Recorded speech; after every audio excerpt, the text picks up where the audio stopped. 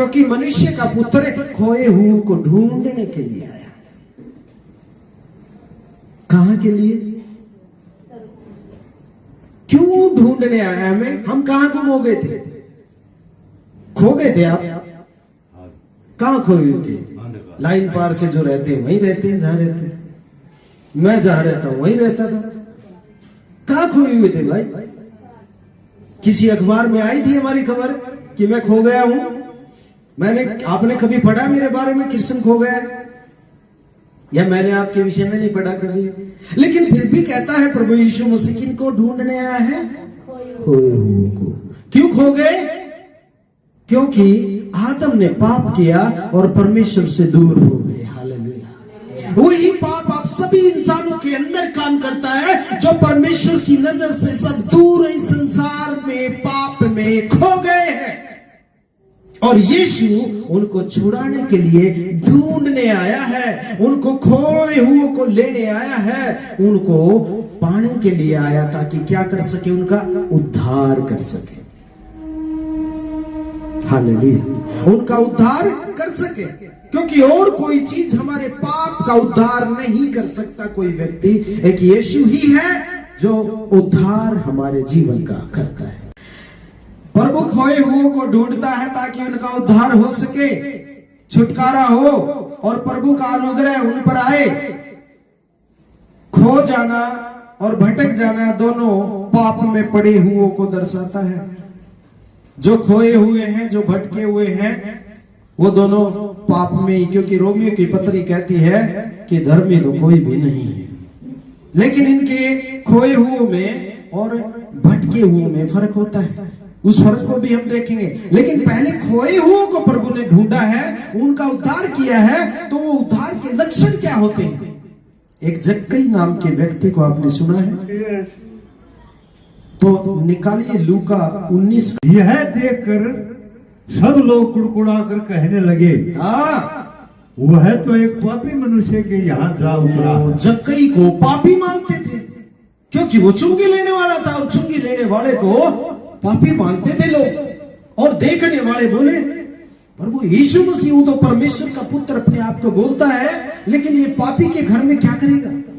कुड़कुड़ा रहे खड़े खड़े। जिनकी आपस में राय होती है ना, वो किसी की बात को यूं ही दिमाग में भर के बोलते रहते। इसने ऐसा क्यों किया, उसने वैसा क्यों किया, ये यहाँ क्यों जा रहे, वहां क्यों जा रहे, ये क्यों कर रहे, वो क्यों कर रहे। ऐसी बातों को दो चार जने खड़े होकर बतलाया करे, जिनकी एक राय हो।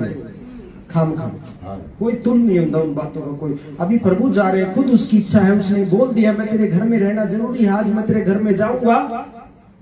और वो दूसरे लोग क्या कर रहे हैं? जाना उसको, ले जाना उसको है, और तीसरे खाम का परेशान उठा रहे हैं। इसलिए हमें कभी व्यर्थ बातों में मन नहीं लगाना है। तो यहाँ पे प्रभु को क्या बोलते हैं? आगे क्या कहता है? जक्कई ने खड़े होकर प्रभु से कहा, हे प्रभु देख, मैं अपनी आधी संपत्ति कंगालों को देता हूँ। ये होता है उद्धार। प्रभु बोलेगा बाद में कि आज इस घर में उद्धार है। उद्धार की लक्षण देख लीजिए। जो दूसरे स्वामी को तुच्छ समझता है, वही परमेश्वर की सेवा कर सकता है। जिसने दूसरे स्वामी पे मन लगाया, वो कभी भी प्रभु की सेवा नहीं कर सकता और ना ही उसका उद्धार आया है। हालेलुया। खुद यीशु कहता है मुझे तेरे घर में रहना है, क्योंकि प्रभु जानता है कि इसके जीवन में आज उद्धार होगा। आपका विश्वास से उद्धार किया है। हम सबको उद्धार की जरूरत है, और हमने निशानी भी देख ली। उद्धार की निशानी क्या होती है? यही निशानी, यहीं से समस्या खड़ी होती है। एक रुपए को, पैसे को लेकर आदमी बेईमानी करता है, और उसी के ऊपर सारा झगड़ा रगड़ा, छोटा बड़ा सब होता रहता है। आगे बहुत समस्या बढ़ जाती है, क्योंकि वचन में लिखा हुआ कि रुपए, तीमुथियुस की पुस्तक में शायद लिखा हुआ है, पौलुस बोलता है कि रुपया सब बुराइयों की जड़ है। रुपए का जो लोभ करता है वो बुराइयों की जड़ होता है। उसके लिए खून भी करते हैं लोग, चोरियां भी करते हैं, डाके भी डालते हैं, क्रोध भी करते हैं, सब कुछ करने को तैयार हो जाते हैं। और इसी रुपए को जक्कई ने क्या किया? फेंक दिया बाहर। बोला मैं कंगालों में आधी संपत्ति जितना मैंने कमाया मैं दे दूंगा, और जिसका मैंने अन्याय से कुछ दबाया है उसका 4 गुना लौटा दूंगा। हालेलुया। ये उद्धार की निशानियां होती हैं। जब आदमी प्रभु के लिए कुर्बान होने के लिए, उसके पीछे चलने के लिए, वचनों को मानने के लिए तैयार हो जाते हैं, तो परमेश्वर लेता कुछ नहीं है, वो स्वभाव परखता है। हालेलुया। तब उस व्यक्ति के जीवन में आशीष होती है, उसके पाप भी क्षमा होते हैं और जरूरतें भी पूरा होती हैं, बंधन भी टूटते हैं और उसकी संतान भी आशीष पाती है। कहता है क्योंकि मनुष्य का पुत्र खोए हुए और ढूंढने किसको आया है? खोए हुए को। तो अभी हम ये खोए हुए की बात कर रहे थे। खोए हुए को तो प्रभु ढूंढता है और भटके हुए को प्रभु वेट करता है। और भटके हुए में भी दो होते हैं, एक तो प्रभु के काम के लिए दुख उठाते हैं, लोग सताते हैं, इधर से उधर मारे फिरते हैं भटकते हुए। और बाइबल में गए हैं लोग बेचारे सुखों को छोड़कर, घर बारों को छोड़कर। आज भी बहुत से लोग विदेशों से अपने परिवार को छोड़कर एक तरह से भटकते हुए प्रभु के कार्य को कर रहे हैं। और एक भटके हुए दूसरे होते हैं जो अपने पाप, अपने स्वार्थ के लिए भटकते हैं। मेरे बहन भाइयों, यदि हमें बचाया, छुड़ाया, तो इस संसार के कीचड़ में फिर से धंसने के लिए नहीं छोड़ा उसने। हम पर यदि अनुग्रह किया, उद्धार किया हमारा, तो हमें दुख उठाने के लिए, प्रभु की सेवा करने के लिए बचाया, वरना हमारी सांसें हमारे अधिकार में नहीं है। इस कारण मैं उस समय के लोगों से क्रोधित रहा। हाँ। और कहा, इनके मन सदा भटकते रहते हैं और इन्होंने मेरे मार्ग को नहीं पहचाना। हाँ, भटकते कौन लोग हैं? एक सेकंड बस। कौन लोग भटकते हैं? जो परमेश्वर की बातों को नहीं मानते। वो क्या करते हैं? वो भटकते रहते हैं और प्रभु उनको फिर ढूंढता नहीं है, क्योंकि खोज तो उनको पहले ही लिया था। अभी वो अपने पाप की, गलती की, स्वार्थ की वजह से भटकते हैं, इसलिए उनको खोजेगा नहीं, उनका वेट करेगा प्रभु कि अपने आप आए, अपने पापों को फिराएं। अभी यदि हम भटक जाएं, हमारे में से कोई, तो प्रभु क्यों खोजेगा? क्योंकि हम प्रभु को जानते, प्रभु हमें जानता, उसे खोजने की जरूरत क्या है? अभी तो वो वेट करेगा, अपनी गलती को क्षमा मांग तू, ताकि मैं क्षमा करूं और तुझे और प्रतिफल में बढ़ाऊं। तो अपने मन को कठोर न करो, जैसा कि क्रोध दिलाने के समय और परीक्षा के दिन जंगल में किया था। उससे वो 40 साल का जो सफर इजरायली लोग जो बंधुआई में से निकाल के लेके गया, तो ये परमेश्वर को कितना क्रोध दिलाया उन्होंने। उसके सारे उल्टे काम करे। कहलाने को तो परमेश्वर के लोग कहलाते हैं, लेकिन काम सारे अपनी मर्जी के करते हैं। अब आप अपने जीवन में झांक कर देखिए, आप कितनी आज्ञा प्रभु की मानते हैं, कितना उसका कहना मानते हैं, कितना उसके पीछे चलते हैं। एक उपहार प्रभु हमें देगा। कब? जब हम यहां से जाएंगे। यहां से सभी को जाना है, रहना किसी को नहीं। प्रभु ने सदा यहां रहने के लिए हमें नहीं चुना।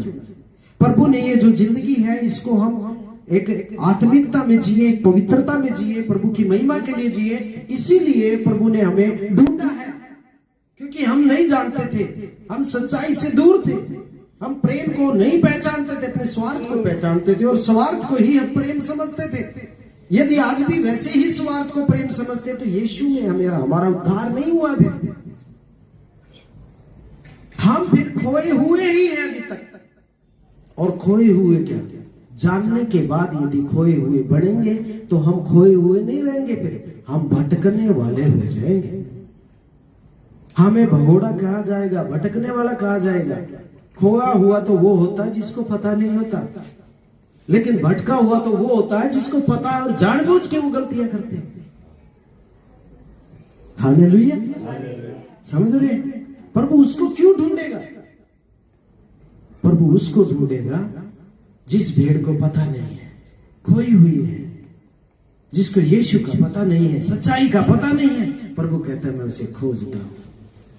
लेकिन जिसको पता है और परमेश्वर का बलुआ करके गए, वो भटकने वाले बोले जाते। पुराने नियम में भरा पड़ा है सारा पुराना नियम। जिसने भी, परमेश्वर ने जिससे भी प्रेम किया वही भटके, जिससे भी प्रेम किया, वायदा किया वही भटके, सारे भटकते रहे। क्यों? क्योंकि उनके मन परमेश्वर में नहीं लगते थे। हालेलुया। उसकी बातों को वो पसंद नहीं करते थे। कहता मैं बड़े यत्न से सिखाता आया हूं इनको, बहुत कोशिशें की है मैंने, मेरे नबियों के द्वारा जिनको इन लोगों ने मार भी डाला, उनको भी मैंने भेजा, बड़ा कोशिश की कि सीख जाए मेरे वचन को, मान ले मेरे वचन को, लेकिन फिर भी इन्होंने मेरी तरफ मुंह नहीं किया। क्या कर दिया? पीठ फेर दी। हालेलुया। पीठ फेरने का मतलब मैं कुछ नहीं जानता, मेरी इच्छा पूरी होगी, परमेश्वर कहाँ है, मैं कहाँ हूं, मुझे कोई मतलब नहीं। हालेलुया। हमें ऐसा नहीं बनना मेरे बहन भाई, हमें उस फुटबॉल की तरह नहीं बनना जो नए आए जब तो उछल कूद में, हाँ पास्टर जी बोलो क्या करना है, कहाँ हो, प्रार्थना करो, ये करो वो करो, संगति कब रख रहे हो, ये सारी चीजें पूछते थे। साल भर के बाद वो जोश ठंडा पड़ता चला जाता है, वो फुटबॉल नीचे जमीन पे टिक जाती है। क्यों? क्योंकि हमने अपना मार्ग खुद ले लिया। आप प्रेम को खत्म ना कीजिए, दूसरे के प्रति एक दूसरे को ये दिखाने की कोशिश ना कीजिए कि मैं ही बेस्ट हूं, क्योंकि हम कोई बेस्ट नहीं थे। प्रभु ने यदि है तो उसी ने हमें बनाया। हो सकता है कल को जिसको हम छोटा समझते हैं वो हमसे आगे निकल जाए, फिर आपको और भी आगे बढ़ जाएगी अंदर, मैं बता देता। क्योंकि बच्चे सदा बच्चे नहीं रहते, वो बड़े भी हो जाते और अपने माँ बाप को समझ जाते, मेरे बाप की मेरी माँ की क्या हैबिट है, क्या आदत है, क्योंकि वो पढ़ लिख कर हमसे भी आगे निकल जाएंगे और एक दिन वो सारी बातों को पकड़ लेंगे। आप बचपन में तो उनको कैसी भी झूठ बोल के सिखाते रहिए, मैं ऐसा था, मैं ऐसी थी, मैं ये कर दूंगी, मैं वो कर दूंगा, लेकिन जब वो बड़े होंगे तो आपकी औकात का उसको पता चल जाएगा कि आप क्या है। जितने दिन तुम उस देश का भेद लेते रहे, अर्थात 40 दिन, उनकी गिनती के अनुसार दिन पीछे 1 वर्ष अर्थात 40 वर्ष तक तुम अपने अधर्म का दंड उठाए रहोगे, तब तुम जान लोगे कि मेरा विरोध क्या है। कैसे जान लेंगे? पता है आपको प्रभु कैसे काम करता है, कैसे हमारे दुख क्यों बढ़ जाते हैं, क्यों हमारी समस्याएं बढ़ जाती हैं और ज्यादा समय खराब हो जाता है और फिर हम परमेश्वर को कोसने लग जाते हैं। यहां से हमें सीखने को मिलता है और पूरी बाइबल में इस चीज का उदाहरण दिया जाता है। जब इजरायली लोग रास्ते में थे तो प्रभु ने उन्हें 40 दिन का एक टारगेट दिया है, एक हिंट दी है कि 40 दिन में उन लोगों को कहां पहुंचना था, अपने स्वयं के देश में, जहां उनकी स्वतंत्रता, जहां उनकी आजादी होगी। कोई उनके ऊपर दास तो नहीं होगा, कोई उनको दास नहीं रखेगा, क्योंकि यहाँ पे वो क्या थे? दास तोड़ में थे। तो अभी क्या हो गया है, ये लोग नहीं मान रहे, ये रास्ते में कुड़कुड़ाते हैं, प्रभु के दास को अच्छा बुरा बोलते हैं, उसको मारने पत्थर लेके चढ़ जाते हैं कि कहां लेके आया तू, हमें भूखा मारने के लिए, हमारे पत्नी बच्चे भूखे मर जाएंगे, प्यासे मर जाएंगे। और वो रोता है परमेश्वर के आगे, और परमेश्वर फिर इनको कहता है कि अब इन्होंने बहुत लहू पी लिया, मेरा खून पी लिया इन्हें, और मैं इन्हें 40 दिन की बजाय उसके पीछे 40 के पीछे 1-1 साल और जोड़ लो। मतलब यदि हमारा 40 दिन में पेंडा छूटना होगा ना, तो 1-1 साल और बढ़ गया, नहीं मानना चाहिए। इसलिए दुख बढ़ जाता। परमेश्वर किसी को दुख नहीं देता, वो किसी को दुखी देना नहीं चाहता, वो धर्मी है। इसलिए जो इंसान उससे व्यवहार करता है वैसा ही उसके साथ वो कर देता है। उन्होंने बार बार प्रभु की परीक्षा में डाला। आकाश से मन्ना गिरा कर खिलाया, जमीन से हट के आकाश से मन्ना गिरा जो किसी ने न देखा था, न बाद में देखा, ना उनके जूते फटे, ना कभी कपड़े मैले हुए उनके, लेकिन फिर भी वो लोग कोसते हैं। उस प्रभु के दास को भी परीक्षा में डालते हैं, उधर से परमेश्वर को भी, और वो दास ऐसा पिस जाता है उनके बीच में, उधर से परमेश्वर का क्रोध, इधर ये लठ उठाए खड़े। किसकी माने? फिर भी लोगों के सामने तो नहीं गिरेगा वो, परमेश्वर के सामने ही दंडवत होगा। प्रभु तू ही बचा सकता है, तू ही दया कर सकता है, और दया भी परमेश्वर ही करता है। हालेलुया। कहता है कि अब फिरते रहो, 1-1 साल और जोड़ देता हूं तुम्हारे पीछे। कितने हो गए? 40 दिन के 40, 80 भी कर देना हो। फिर उसने न्यू बेरा था, ये 2 भी नहीं बचेंगे जो से, कालेब और यहोशू भी यहीं मारे जाएंगे। इसलिए वो धर्मी थे बेचारे, दोनों आज्ञा मानने वाले, वो पहुंचाए, वो ठीक थे वो व्यक्ति। बाकियों ने विरोध किया, पाप किया, सब मारे। मूसा को भी इन्हीं ने मरवाया। ये ना उसके पीछे पड़ दे और ना उसने अच्छा बूढ़ा कर दे, और वो छो में लाठी मार दी, वो छो ऐसे दे उसे, बोले अब तक तो तू लेके जाओ, ये तू आड़े दर में आ जाओ। कि भटकने का लक्षण क्या होता है? उद्धार पाने का आपने देखा जक्कई के समय में कि क्या होता है, और अब भटकने का लक्षण मैं बता रहा हूं। अब खोए हुए नहीं हम, यदि हम प्रभु से पीछे हट जाएंगे तो खोए हुए नहीं होंगे, हम भटके हुए कहलाएंगे। खोए हुए तब थे जब हमें कुछ पता नहीं था, और भटके हुए वो हो जाते जो जानबूझ के गलतियां करते और परमेश्वर से अपना स्वार्थ पूरा करके अलग हो जाते हैं। नीति वचन में लिखा हुआ है, जो अपनी इच्छा पूरी करना चाहता है वो अलग हो जाता है दूसरों से, और वो सारी खराई की बुद्धि से, अच्छी बातों से क्या करने लग जाता है, बैर। और अब एक लास्ट पॉइंट मैं आपको पढ़ाना चाहता हूं कि पूरा भटकना कब होता है। कान खुले हैं सबके, तो निकालिए नीति वचन 19 का 27। इससे अगला पेज पलट के जोर से कोई माइक में हालेलुया, हालेलुया। हे मेरे पुत्र, यदि तू भटकना चाहता है तो शिक्षा का सुनना छोड़ दे। बस ये काम है। यदि आपको भटकना है तो ये जो शिक्षाएं दी जा रही है इनको सुनना छोड़ दे। अपने आप भटक जाएगा, क्योंकि शैतान को पता है जब तक परमेश्वर के वचन की आज्ञा में चलेंगे ये भटक नहीं सकते हैं।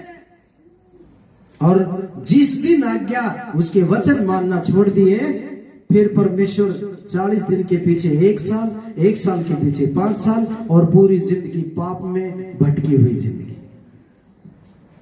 यदि आपने शिक्षा मानना छोड़ दिया तो समझ लीजिए भटके हुए लोग हैं। ना आपके अंदर प्रेम है, ना आपके अंदर चाहत है, ना आपके अंदर कोई प्रभु है, बस सिर्फ अपने स्वार्थ के लिए हम फिर ताड़ियां पीटते हैं। मैं खुलकर इस बात को बोलता हूं, मैं क्या बोलता हूं, मेरे परमेश्वर का वचन बोलता है कि हे मेरे पुत्र, यदि तुझे भटकना है तो शिक्षा का मानना सुनना छोड़। और यीशु ने कहा है, मेरे भाई बहन मेरी माता तो वो है जो मेरे पिता का वचन सुनते और मानते हैं। आपको पता चला कि खोए हुए कौन है, भटके हुए कौन होते हैं। खोए हुए वो थे जिनको यीशु के बारे में कुछ भी पता नहीं था। भोली सी भेड़ थी, पाप में गिरे हुए, उन्हें रास्ता नहीं मिल रहा था। यीशु आया, उसने अपना प्रेम दिखाया, वचन को लेकर आया, स्वर्ग के विषय में बताया, चंगा किया, समाधान किया, छुटकारा किया, उद्धार किया, और अपने पीछे आने के लिए बोल दिया। क्योंकि मेरी भेड़ें क्या करती है, मेरा सबद और नहीं सुनती हो, सोती है।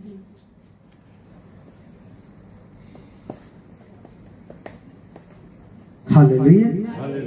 तो आज इस बात को गौर कर लीजिए, खोए हुए हम पहले थे, आज हम खोए हुए नहीं कहेंगे, हम भटके हुए होंगे, और कोई मनाने नहीं आएगा अब यीशु मसीह आपको।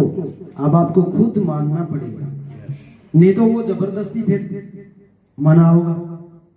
40 दिन का 1 साल और जोड़ेगा, फिर दुख बढ़ता है चले जाऊंगा। हालेलुया, समझ रहे? बहुत से मीठी मीठी बात करके पास्टर प्रीच भी करते होंगे, कुछ नहीं करा, यीशु मसीह ने सब कर दिया। इसका मतलब हम पाप करते रहे, गलतियां करते रहे, एक दूसरे से बैर विरोध करते रहे? ऐसा नहीं चलेगा, क्योंकि खुद परमेश्वर जलन रखने वाला परमेश्वर। आप कितने अपने बच्चों से जलन करते हैं जब वो आपकी बात को नहीं मानते हैं? आप उसको कितना बुरा भला बोलते हैं, कितने उसके मन में क्रोध रखते हैं उसके प्रति। क्यों नहीं मानते? मेरे ही बच्चे हैं, मेरी ही नहीं मानते हैं। हालेलुया। और जब वो पैदा हुआ था, आपने कितना प्रेम किया था उससे।